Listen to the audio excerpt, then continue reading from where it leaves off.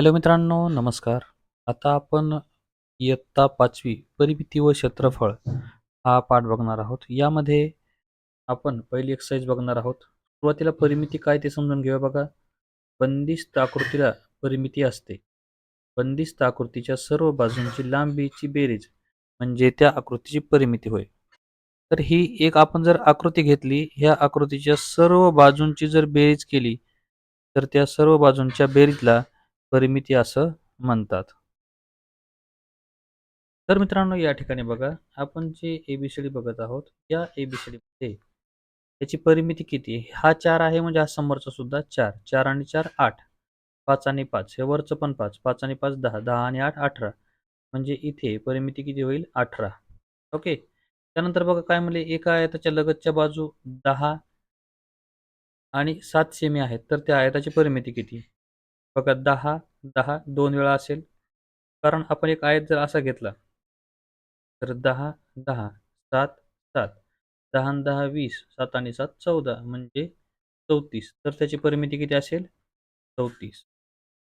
तर मित्रांनो या ठिकाणी आपल्याला पुस्तकामध्ये अशा पद्धतीने दिलेलं आहे, की पी-क्यू-आर-एस या बाजूची लांबी 5 आहे. तर या चौरसाची परिमिती किती? 5. चौरस आहे म्हणजे चारी बाजू सारख्या आहेत. तर 5 चोक 20. 20 सेमी असेल. या त्रिकोणाची परिमिती 4 आणि 6 10, 10 आणि 8 18. अशी 18 परिमिती असेल याची. मित्रांनो उदाहरण संग्रह दिला आहे 48. या उदाहरण संग्रह 48 ची आपल्याला उत्तरं सोडवायची आहेत. पहिला जो प्रश्न दिलाय बघा.